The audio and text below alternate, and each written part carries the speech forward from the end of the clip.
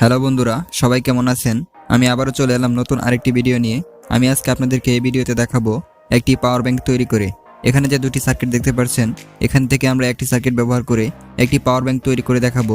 আর এই পাওয়ার ব্যাংকটি কিন্তু খুবই অল্প খরচে আপনি চাইলে তৈরি করতে পারেন। ভিডিওটি অবশ্যই সম্পূর্ণ দেখবেন, তাহলে আপনি নিজেই তৈরি করতে পারবেন। প্রথমে আমাদের এখানে লাগছে একটি 3.7 ভোল্ট লিথিয়াম ব্যাটারি। আপনি চাইলে এখানে 2 থেকে 3টি ব্যাটারিও আপনি ইউজ করে আপনি পাওয়ার ব্যাংক তৈরি করতে পারেন। আমরা এখানে একটি সার্কিট ব্যবহার করে এই পাওয়ার ব্যাংকটি তৈরি করব। আর এই পাওয়ার ব্যাংকটিতে আপনি কিভাবে সংযোগ দিবেন, এই সম্পূর্ণ ভিডিওটি যদি আপনি দেখেন, তাহলে কিন্তু আপনি এই পাওয়ার ব্যাংকটি তৈরি করতে পারবেন। আমরা প্রথমে এখানে 2টি কেবল নিয়ে নিব। আমরা এই কেবলগুলো এই পাওয়ার ব্যাংকের সার্কিটটিতে আমরা সংযোগ দেব। এই পাওয়ার ব্যাংক সার্কিটটিতে বি প্লাস এবং বি মাইনাস এরকম করে একটি চিহ্ন করা আছে।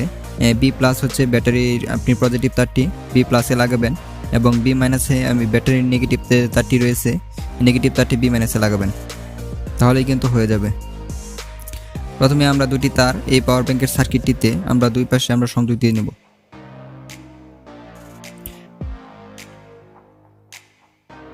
দুটি তারই কিন্তু এখন আমাদের সংযোগ দেওয়া শেষ। এখন আমরা এই পাওয়ার ব্যাংকের সার্কিটটি আমরা ব্যাটারিতে সংযোগ দেব।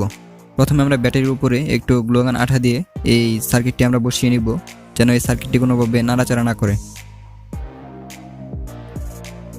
সার্কিটটি আমাদের এখন ভালোভাবে বসানো শেষ।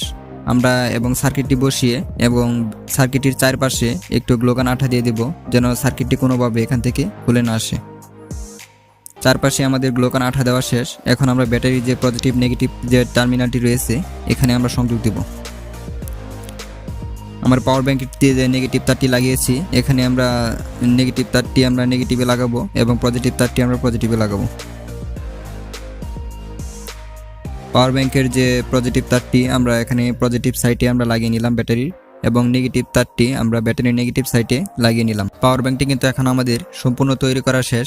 এখন আমরা এই পাওয়ার ব্যাংকটি প্রথমে আমরা চার্জ করে দেখব আমাদের পাওয়ার ব্যাংকটিতে চার্জ উঠে কিনা। আমরা একটি চার্জারের মাধ্যমে এই পাওয়ার ব্যাংকটি চার্জ দেব।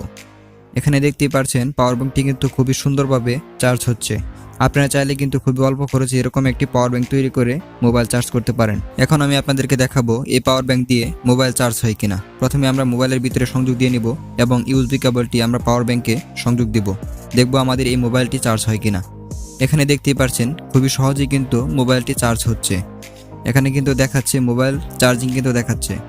আপনারা চাইলে কিন্তু খুবই অল্প খরচে এরকম একটি পাওয়ার ব্যাংক তৈরি করে নিতে পারেন। 1 থেকে 150 টাকা খরচ করে আপনি চাইলে একটি পাওয়ার ব্যাংক তৈরি করে নিতে পারেন। ভিডিওটি যদি ভালো লাগে তাহলে প্লিজ একটি লাইক দিয়ে চ্যানেলটি সাবস্ক্রাইব করে বেল বাটনে প্রেস করে অল সিলেক্ট করে দিবেন, তাহলে আমাদের চ্যানেলের পরবর্তী ভিডিও নোটিফিকেশন সবার আগে আপনি পাবেন।